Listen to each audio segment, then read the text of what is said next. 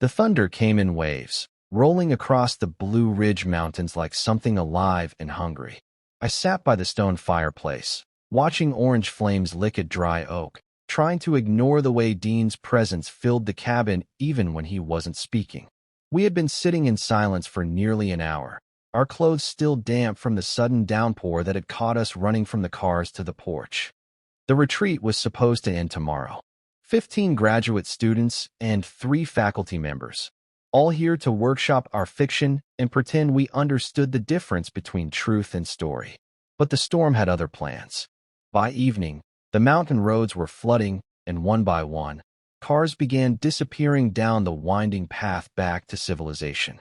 The department chair left with the last group, shouting over the rain that Dean and I should wait until morning, that the weather would clear. Now it was just us.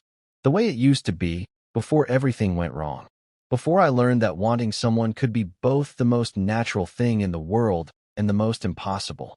Dean shifted in his chair across from me, the leather creaking under his weight. I could feel him watching me, the way he always did when he was working up to saying something important. His dark hair was still messed from the rain, and there were water stains on his gray sweater where the drops had soaked through. He looked older than when I first knew him, more careful, like he had learned to hold himself differently. I kept my eyes on the fire because looking at him directly still did things to my chest that I wasn't ready to name. For years was a long time to carry something unspoken.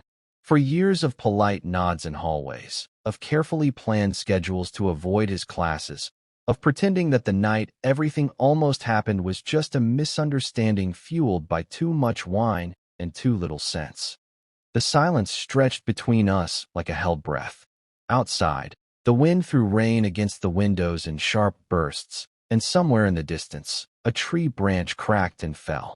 The power had been flickering all evening, but the fire gave us enough light to see each other clearly. Maybe too clearly. When Dean finally spoke, his voice was softer than I expected.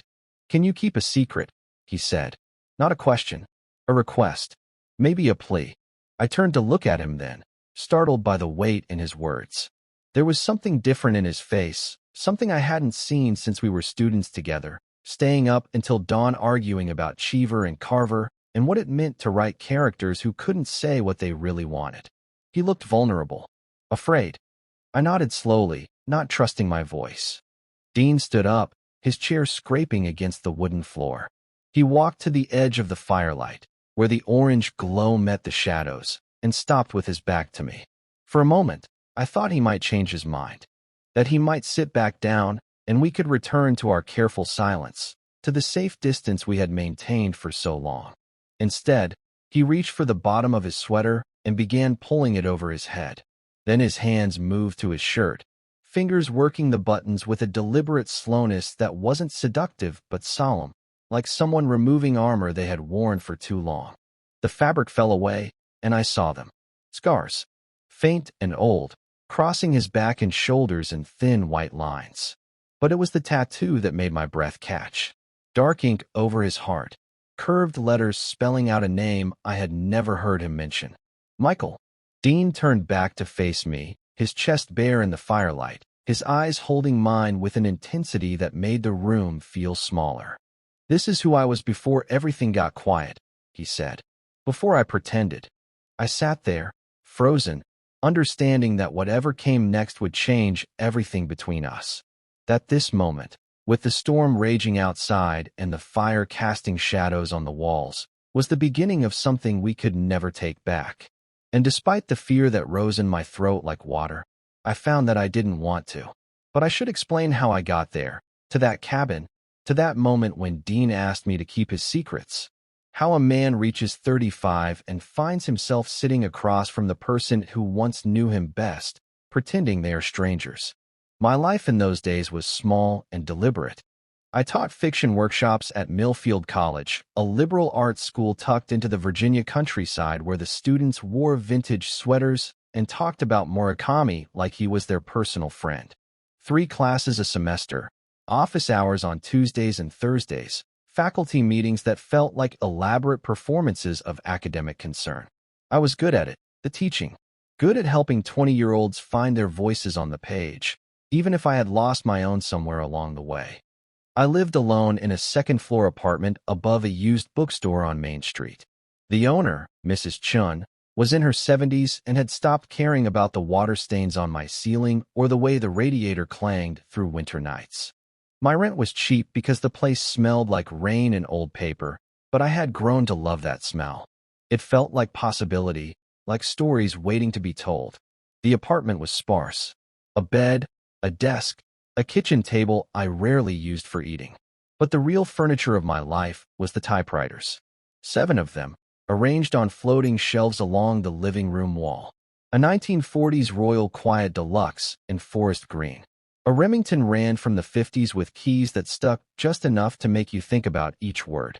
An Olivetti Lettera 32 that Kerouac might have coveted, its case worn smooth by decades of hands. I bought them from estate sales and antique shops, always with the intention of writing something important, something true. But the stories never came.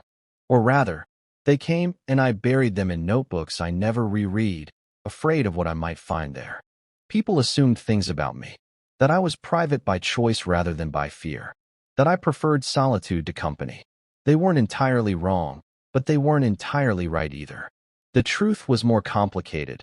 The way truth always is when it involves wanting something you've convinced yourself you can't have. There was Talia, my ex-girlfriend from 2 years before. She still texted me on holidays and my birthday, careful messages that felt like olive branches extended across the space where our relationship used to be. We had dated for 8 months, and she was kind and smart and deserved someone who could love her the way she needed to be loved. When she finally asked me why I always seemed to be looking over her shoulder for someone else, I couldn't give her an answer that made sense to either of us. She said I was afraid of intimacy. I let her believe that because it was easier than explaining that intimacy wasn't the problem. The problem was that I had learned to be intimate with the wrong person, and I couldn't figure out how to transfer that knowledge to anyone else. The wrong person had a name, of course. Dean. We had met in graduate school, in the MFA program at the University of Virginia. He was 2 years ahead of me, already building a reputation as the kind of writer who could make language do impossible things. His stories were sharp and strange, full of characters who said exactly what they meant and somehow still managed to break your heart. He was magnetic in workshop, the kind of student professors remembered long after graduation. I was quieter, more careful. My work was technically sound but bloodless, and Dean was the first person to point that out. "You write like you're afraid of hurting someone's feelings," he told me after a particularly brutal workshop session. "Even your own." We became friends slowly, then all at once. Late nights in the graduate student lounge, arguing about whether Tobias Wolff was overrated and drinking bad coffee from the vending machine. He introduced me to writers I had never heard of, lent me books with his notes in the margins. I showed him my poetry, work I had never shared with anyone, and he read it with the kind of attention that made me understand why people became writers in the first place. For 2 years, we were inseparable.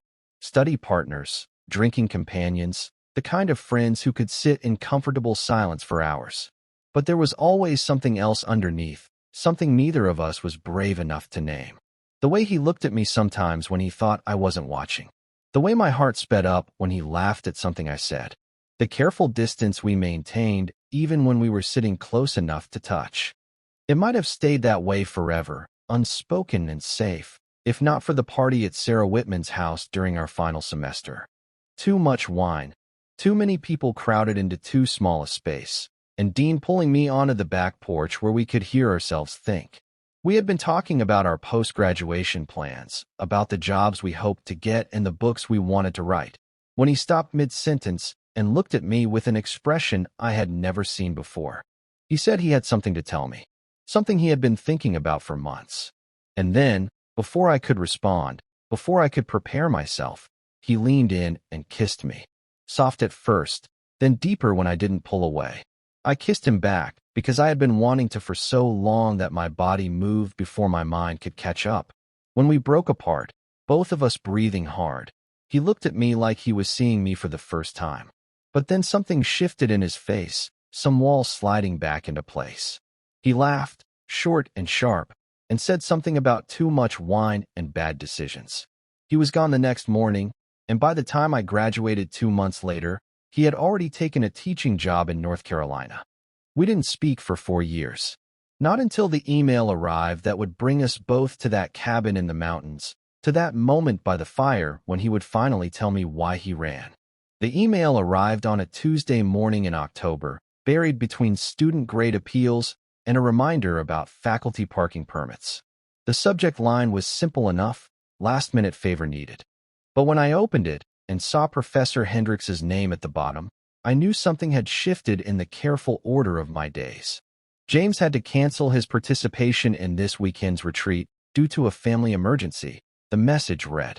I know it's short notice, but would you be available to serve as faculty supervisor? The students are particularly excited about the workshop offerings this year, and I'd hate to disappoint them. It was the kind of invitation I usually declined. Weekend retreats meant shared spaces and forced conversation, the exhausting performance of being collegial when all I wanted was to go home and grade papers in peace. But something made me keep reading, scrolling down to the faculty roster, and there it was. Dean Morrison, visiting instructor, University of North Carolina. Workshop, Truth in Fiction. I stared at the screen for a long time, my coffee growing cold in the mug beside my keyboard. For years since graduate school. 4 years since that kiss on Sarah Whitman's porch and the morning after when I found his apartment empty and his phone number disconnected. I had wondered sometimes what had become of him, had even searched for his name online late at night when the solitude felt too heavy. But wanting to know and being ready to see him again were different things entirely. I typed 3 different responses. The first was a polite decline, citing previous commitments I didn't actually have. The second was overly enthusiastic, the kind of message that would have made Professor Hendricks wonder what had gotten into me. The third was something in between, professional and non-committal. I sent that one before I could change my mind again. The Blue Ridge Retreat Center was a 2-hour drive into the mountains, past small towns that looked like postcards and winding roads that disappeared into forests of oak and maple. I had packed carefully, bringing more books than I could possibly read, and enough clothes for a week instead of 3 days. Anything to avoid thinking about what I would say when I saw him. The main lodge was rustic in the way that rich people imagined rustic should be. Log walls and stone chimneys, but with wireless internet and a kitchen that belonged in a magazine. 15 graduate students milled around the common area, clutching coffee cups and looking the particular brand of nervous that came with having your work critiqued by people you wanted to impress. I was checking in at the registration table when I heard his laugh. Low and warm. The same sound that used to make me look up from whatever I was reading to see what had amused him. He was standing near the fireplace, surrounded by a small group of students who hung on his every word. He looked different. Older, as I had expected, but also more solid somehow. Like he had grown into himself in the years since I had known him. His hair was shorter now, touched with gray at the temples, and he wore a navy sweater that brought out the blue in his eyes. When he smiled at something one of the students said, I recognized the expression immediately. Half dare, half apology, the same look he used to give me when he was about to suggest something we both knew was a bad idea. He saw me before I was ready. Our eyes met across the room, and for a moment, the careful chatter of the retreat faded into background noise.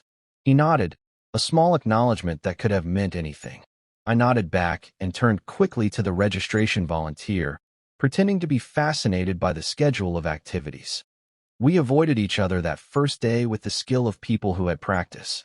When he led his workshop in the library, I took a group of students on a nature walk. When I sat down for lunch, he was already finishing his meal and heading outside. It was a careful dance, and I suspected the students could sense the tension even if they couldn't name it. But the retreat center was small, and by evening, avoidance became impossible. The day ended with a reading in the main hall, students sharing pieces they had worked on during the afternoon sessions.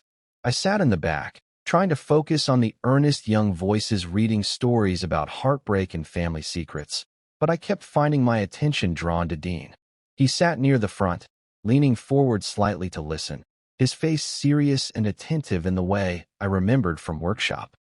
After the reading, Most of the group gathered around the fire pit outside for esmores and wine. I was planning to slip away to my room when Dean appeared beside me on the lodge's wraparound porch, holding 2 glasses of red wine. He offered me one without saying anything, and I took it because refusing would have required an explanation I wasn't ready to give. We stood there in silence for a while, listening to the laughter from the fire pit and the distant sound of night birds calling from the forest. The students were discussing narrative structure with the intensity that only graduate students could muster, their voices rising and falling like music. One of them, a young woman with purple hair and ambitious poetry, was explaining her theory about unreliable narrators when Dean finally spoke. "You still listen to other people talk about writing like you're taking notes for a test," he said. His voice was quieter than I remembered, more careful. I glanced at him, surprised by the observation. "Some habits die hard," I replied. He nodded and took a sip of his wine. We both knew we were talking around something larger, something that sat between us like a third person neither of us wanted to acknowledge. The silence stretched until it became uncomfortable, until I found myself saying the thing I had been wondering for 4 years. "Why did you stop talking to me, Dean?" The question came out quieter than I intended, almost lost in the evening air. He turned to look at me then, his face lit by the soft glow from the porch lights. There was something raw in his expression, something that reminded me of the graduate student he used to be before he learned to carry himself with such careful control. "Because I couldn't trust myself," he said. The words hung between us like a confession, simple and devastating.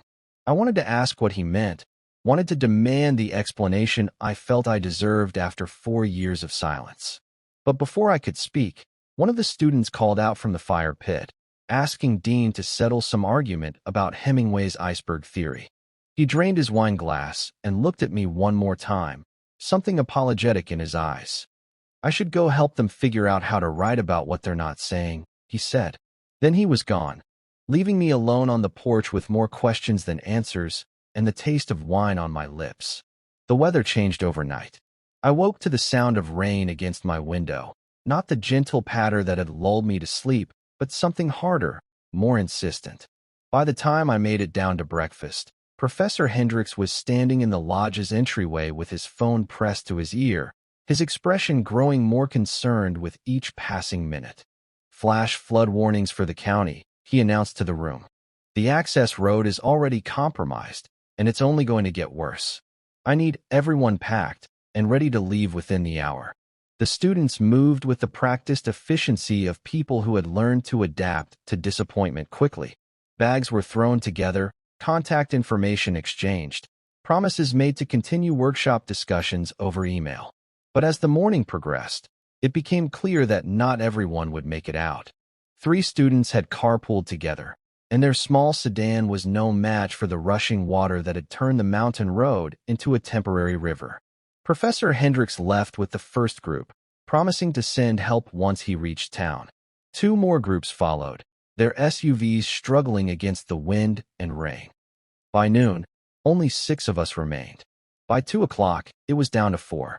The couple from the poetry workshop decided to risk it in their pickup truck, leaving behind only me, Dean, and 2 undergraduate students who seemed torn between excitement at the adventure and genuine fear about being stranded. Dean found me in the library around 3, water dripping from his jacket onto the hardwood floor. "The kids want to try to make it out," he said, "but I think we should wait until morning. The radio says the worst will pass by tonight." I looked up from the book I had been pretending to read, a collection of essays about solitude that seemed inappropriately ironic given the circumstances. The smart thing would have been to encourage the students to leave, to insist that we all pile into my reliable Honda and navigate the mountain roads together. But something in Dean's expression stopped me. "What do you think?" he asked, and I realized he was giving me a choice. Not just about the weather, but about whether I was ready to be alone with him again. I told the students I thought Dean was right, that waiting was the safer option. But when they asked if we were sure, if we really thought it was best, Dean stepped forward and offered to help them load their car. He spent 20 minutes going over their route with them, checking their tires and making sure they had emergency supplies. Watching him care for them with such attention reminded me of why I had fallen for him in the first place, back when falling seemed like something I might survive. After they left, the lodge felt enormous and empty. Dean and I moved through it like ghosts, checking windows and securing anything that might blow away. We worked without discussing it, falling into the kind of comfortable rhythm that comes from knowing someone well enough to anticipate their movements. The power flickered twice during the afternoon, then went out completely as the sun was setting. Dean had already started a fire in the main hearth, and I found candles in the kitchen, scattered throughout the lodge like small beacons against the growing darkness. We cooked dinner together using ingredients the retreating groups had left behind. Pasta with Jared's sauce, a simple salad, wine that someone had brought for the final night celebration. It should have been awkward, this forced domesticity, but instead it felt like slipping into clothes I had forgotten I owned.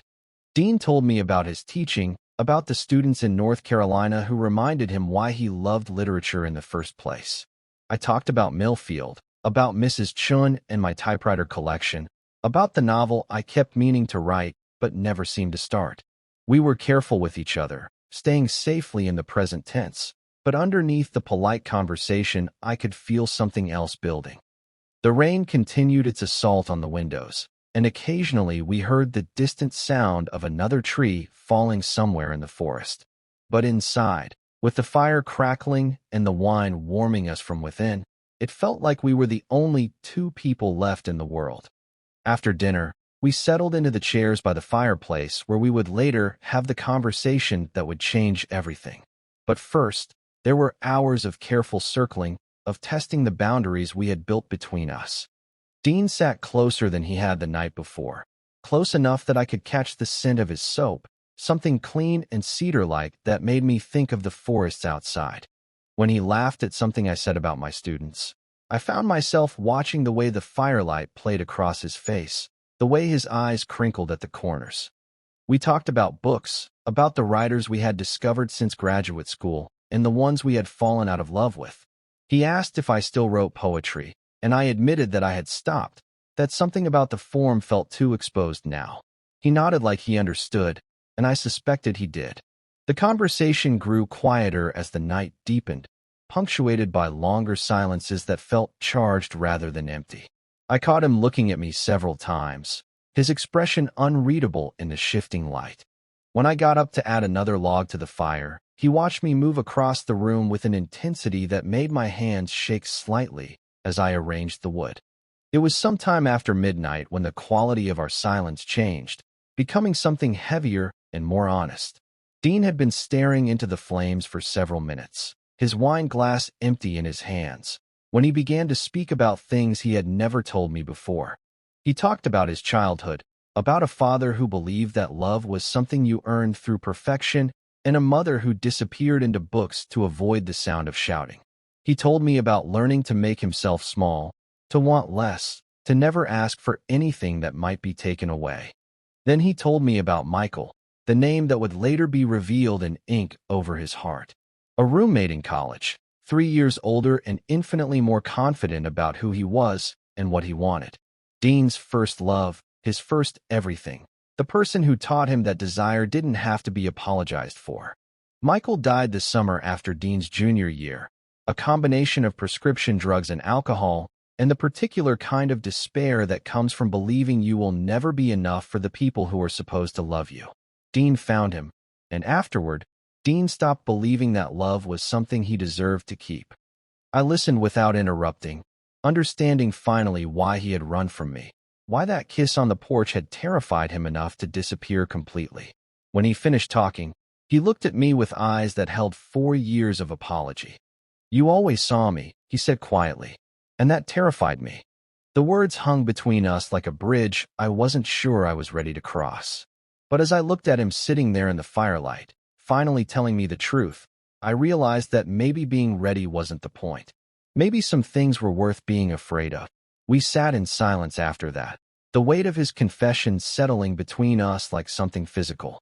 The fire had burned lower, casting longer shadows across the room, and outside the storm continued its relentless assault on the mountain. But inside, everything felt suspended, as if we had reached some crucial moment that could tip either toward healing or devastation. Dean was staring at his hands, turning his empty wine glass slowly between his fingers. I could see the tension in his shoulders, the way he held himself like someone braced for impact. The careful control he had maintained all weekend was finally cracking, and I found myself afraid of what might emerge from the fissures. I wanted to reach for him, to close the distance between our chairs and tell him that I understood, that his fear made sense even if it had cost us 4 years. But something held me back. Maybe it was my own fear, or maybe it was the recognition that this moment belonged to him, that he needed to choose how much closer we could come. When he finally looked up at me, his eyes were bright with unshed tears. I had never seen him cry, not even during the most brutal workshop sessions when professors tore apart work we had spent months perfecting. But there was something breaking open in his face now, something that had been held too tightly for too long. He stood up slowly, as if testing whether his legs would hold him, and for a moment I thought he might leave, walk upstairs to his room and close the door between us again, leaving me to wonder what might have been different if I had found the right words to say. But instead, he took a step toward my chair, then another, until he was standing close enough that I could hear his breathing over the sound of the rain. I looked up at him, this man who had shaped so much of who I became without ever knowing it, and saw something in his expression that reminded me of the night he kissed me. Not desire exactly, but a kind of desperate honesty that made my chest tighten. "Marcus," he said, and my name in his voice sounded like an apology and a question at the same time.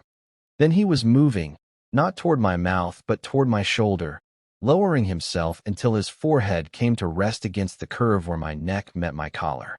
Not a kiss, but something more intimate somehow. A surrender. I felt the warmth of his breath against my skin, the slight tremor in his body as he let himself lean into me. My hand found the back of his head without conscious thought, fingers threading through his hair the way I had imagined doing 1,000 times over the past 4 years. He made a sound that might have been relief or pain or both. We stayed like that for what felt like hours, but was probably only minutes, breathing in sync, sharing the same small space. I could feel his pulse where his temple pressed against me, quick and unsteady. When he finally spoke, his voice was muffled against my shoulder. "I waited for you," I said before he could find whatever words he was searching for. "For 4 years, Dean. I waited." He lifted his head then, pulling back just enough to look at me. His eyes were red-rimmed, but clearer than I had seen them all weekend. "I know," he said. "I thought I could forget you. I thought if I stayed away long enough, if I built a different life somewhere else, it would stop feeling like I was missing a piece of myself." The honesty of it hit me like a physical blow. All this time, I had told myself that the kiss meant nothing to him, that his disappearance was about rejection rather than fear. I had spent 4 years believing I was alone and carrying the weight of what we might have been. "But you couldn't," I said. It wasn't really a question. He shook his head. "Every time I tried to date someone, every time I thought I might be ready to let someone else in, I would remember the way you looked at me when I was reading my work in workshop. Like you could see exactly what I was trying to say, even when I couldn't say it myself. Like you knew me better than I knew myself." I reached up without thinking and touched his face, my thumb tracing the line of his cheekbone. He leaned into the touch, his eyes closing for a moment as if he was trying to memorize the feeling. The knowledge that he had carried me with him all these years should have been beautiful, and it was, in a way that made my heart feel too large for my chest. But it was devastating too, because it meant we had both been living half-lives, both been pretending that forgetting was possible when what we really needed was the courage to remember. I thought about all the nights I had sat at my typewriters, trying to write stories about other people's love affairs because I couldn't bear to examine my own. I thought about Talia, kind and patient Talia, who had deserved someone who could love her without looking over his shoulder for a ghost. I thought about the careful distance I had maintained from everyone, the way I had made loneliness into an art form. Dean was watching me, and I realized he could probably see all of it in my face. The years of careful numbness, the way I had convinced myself that wanting was too dangerous to risk. He had always been able to read me like that, to see past whatever performance I was giving to the truth underneath. "Why now?" I asked him. Why tell me this now? He was quiet for a long time, long enough that I began to think he might not answer. Outside, the storm was beginning to weaken, the rain falling more softly against the windows. Dawn was still hours away, but something about the quality of the darkness had changed. Because I'm tired, he said finally. Tired of pretending that leaving you was anything other than the worst mistake I ever made. Tired of believing that love is something I don't deserve to keep. Tired of being afraid that if I let myself want something, it will be taken away. The words hung between us, honest and raw and more frightening than any declaration of love might have been. Because this wasn't just about desire or attraction or the simple animal comfort of being held. This was about choosing to be vulnerable, about deciding that the risk of loss was worth the possibility of having something real. I wanted to tell him that I understood, that I was tired too. Tired of the careful life I had built. Tired of teaching other people to write about passion while I remained safely behind my typewriters and my academic theories. But the words felt too large for the moment, too much like promises I wasn't sure I was ready to make. So instead, I simply stayed where I was, letting him rest against me in the flickering firelight, both of us holding on to something we had thought was lost forever. The storm continued outside, but inside, something had shifted. Not resolved, exactly, but acknowledged. And for now, that felt like enough. I woke to silence. Not the absence of sound exactly, but the presence of stillness after chaos. The rain had stopped sometime during the night, and pale morning light filtered through the lodge windows, illuminating dust motes that danced in the air like tiny celebrations. Dean was gone from the common room, the fire reduced to cold ashes, and our wine glasses still sitting where we had left them. For a moment, panic gripped me. Had he left already, slipped away before dawn like he had 4 years ago? But then I heard water running upstairs, the familiar sounds of someone moving carefully through morning routines. I made coffee in the kitchen, grateful for small tasks that kept my hands busy while my mind tried to process what had happened between us. The intimacy of the night before felt both precious and fragile, like something that might disappear if examined too closely. I kept expecting to feel regret, the kind of embarrassment that comes after revealing too much. Instead, I felt hollow and strangely clean, as if some infection had finally been drained. Dean appeared in the doorway as I was pouring the second cup, his hair damp from the shower, and yesterday's clothes replaced by a fresh sweater and jeans. He looked younger in the morning light, more like the graduate student I had known, but there was something careful in his posture that reminded me this wasn't really a beginning.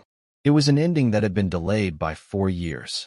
"Thank you," he said when I handed him the coffee, and I understood he wasn't just talking about the drink. We didn't speak much as we moved through the morning tasks of cleaning up after ourselves. The retreat center staff would return later to assess any storm damage, but we wanted to leave the place as close to how we had found it as possible.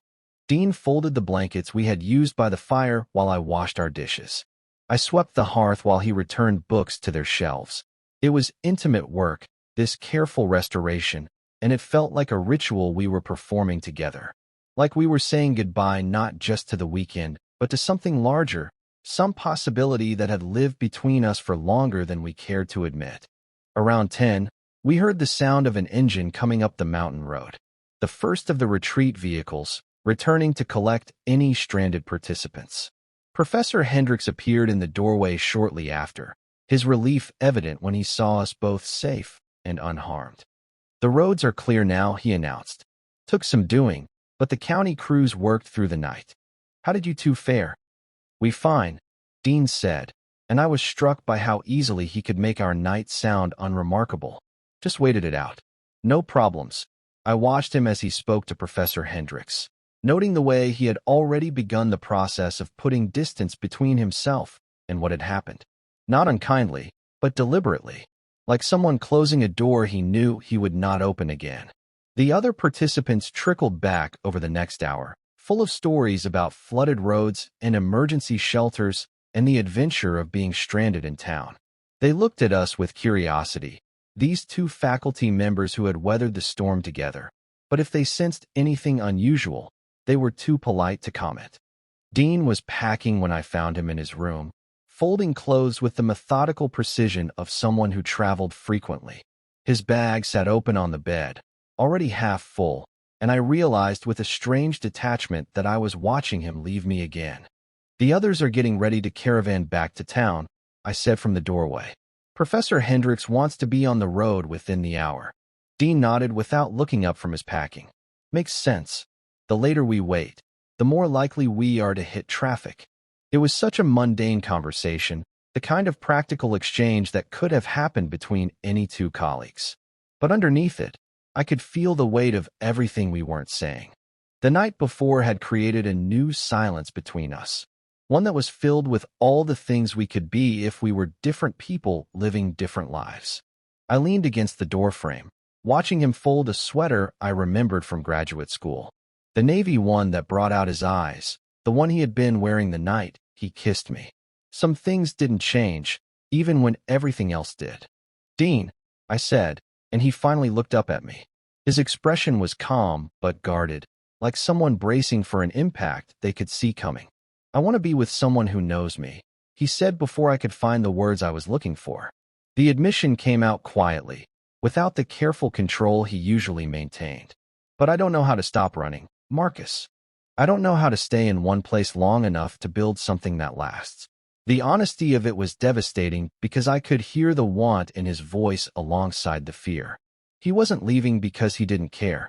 He was leaving because he cared too much, and caring had never been safe for him. "Then stay," I said simply. The words came out steadier than I felt. "Stay and figure it out." He stood there holding his sweater, looking at me like I had suggested something impossible. For a moment, I thought he might actually consider it. His grip on the fabric loosened, and his eyes softened in a way that reminded me of the man who had rested his head on my shoulder just hours before. But then something shifted. I watched it happen, the way a wall slid back into place behind his eyes. He glanced toward the window, where autumn sunlight illuminated the trees beyond the lodge. Then toward the door, where the sounds of departure preparations drifted up from the common area. Finally, back to me. "I can't," he said, and the words sounded like they were costing him something. "I'm sorry, Marcus. I thought I could, but I can't." He finished packing in silence while I stood there watching, understanding finally that love wasn't always enough. That sometimes people could see exactly what they wanted and still choose to walk away from it. Not because they didn't care, but because caring felt like drowning. I followed him downstairs and out to the parking area, where the other participants were loading their cars and saying their goodbyes. Dean put his bag in the trunk of his rental sedan, a nondescript vehicle that would carry him back to North Carolina and the life he had built there. When he turned to face me, I saw everything in his expression: regret and longing, and the particular kind of grief that comes from choosing safety over possibility. He opened his mouth as if to say something, then closed it again. What was there to say, really? That he was sorry? That he wished things were different? That he hoped I would understand? I already knew all of that. What I didn't know was how to watch him leave again. He got in the car and started the engine, but he didn't drive away immediately. Instead, he sat there for a moment, looking at me through the windshield. I raised my hand in a small wave, and he nodded once before putting the car in drive. I watched until the sedan disappeared around the first bend in the mountain road, until the sound of its engine faded into the general noise of departure. Then I walked back into the lodge, past Professor Hendricks organizing the final cleanup, past the students comparing contact information and making plans to stay in touch. I went upstairs to the room I had barely slept in and sat on the bed where Dean had packed his things just an hour before. The space still held traces of his presence. The slight indent in the comforter where his bag had rested. The lingering scent of his soap in the air. That night, back in my apartment above the bookstore, I did something I hadn't done in months. I sat down at my desk with a notebook and began to write. Not fiction this time, not careful stories about other people's lives. Just the truth. About wanting something you couldn't have and having something you couldn't keep. About learning that love and fear could exist in the same space, feeding off each other until you couldn't tell which one was stronger. I wrote until my hand cramped and my coffee grew cold, until the words on the page began to look like something that might matter. And when I finally stopped, I realized that Dean had given me something after all. Not the ending I had wanted, but the beginning of understanding what it meant to write from the heart of my own longing instead of standing safely at its edges. 3 weeks passed before the package arrived. 3 weeks of teaching my classes and grading papers and pretending that nothing fundamental had shifted in the careful architecture of my days. But something had changed, something I couldn't quite name. I found myself writing every evening, filling pages with fragments and half-formed thoughts, chasing something that felt just beyond my reach. The writing wasn't good, not yet, but it was honest in a way my work had never been before, and that felt like progress of a sort. I wrote about loneliness and desire and the particular weight of loving someone who couldn't love you back, at least not in the way that mattered. I wrote about Dean, though I never used his name. Mrs. Chun brought the package up to my apartment on a Thursday afternoon, her arthritis making the stairs more difficult than usual. "No return address," she said, handing me the brown paper parcel with curious eyes. But it felt important somehow, like something you'd want to receive. I thanked her and closed the door, turning the package over in my hands. My name was written in careful block letters across the front, but I recognized the handwriting immediately. The same script that had filled notebook margins during graduate school, the same careful attention to the shape of each letter. Inside, wrapped in tissue paper, was a leather-bound journal. Dark brown, well-worn, the kind of notebook that looked like it had been carried in jacket pockets and backpacks for years. When I opened it, the pages fell naturally to places where they had been read and reread, and I realized this wasn't something Dean had bought for me. This was something he had been writing in for a long time. The entries weren't dated, but they spanned what felt like years. Fragments of stories that might have been fiction or might have been memory. Observations about students and teaching and the particular loneliness of moving through the world as someone who couldn't quite believe he deserved to be happy. And scattered throughout, like a thread connecting all the other pieces, were entries about me. About the way I listened in workshop, leaning forward slightly when someone read something that moved me. About my habit of twisting my pen between my fingers when I was thinking. About the morning he left after kissing me, and how he had driven 3 hours before pulling over to the side of the road and crying in his car. About Michael, too. Pages and pages about Michael, written with the kind of raw honesty that comes from grief that has aged into something more manageable but never fully healed. About learning to love someone completely and then learning to live without them. About the guilt of surviving when someone you care about couldn't. I read for hours, sitting at my kitchen table as the afternoon light faded into evening. The notebook was heavy with words, dense with feeling, and I found myself thinking about the weight Dean must have carried, writing all of this down, but never sharing it with anyone. Then I found the page marked with a ribbon. A thin strip of blue silk that looked like it had been torn from something larger, maybe a shirt or a scarf. The entry was shorter than the others, written in handwriting that looked more recent.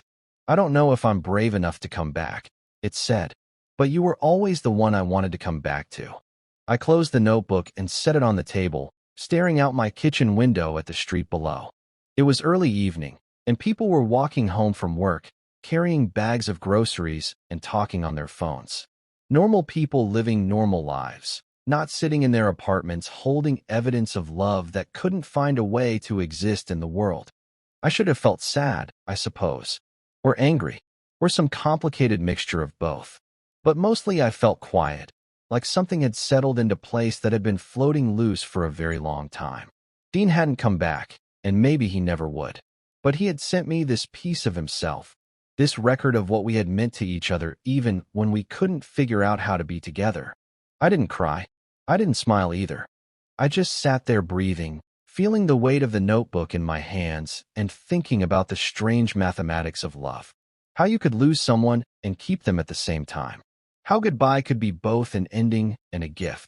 Later, I carried the notebook to my writing desk and placed it beside my typewriter. Next to it, I set a fresh sheet of paper, blank and waiting.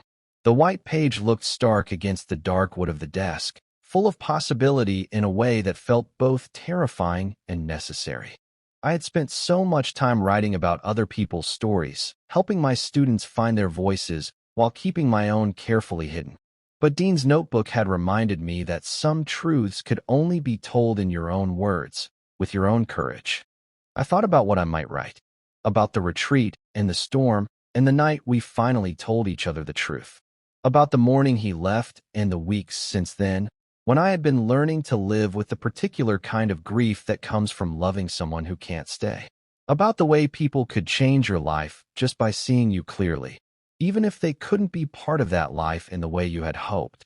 The blank page waited, patient and forgiving, ready for whatever I was brave enough to put on it. And for the first time in years, I thought I might actually have something worth saying.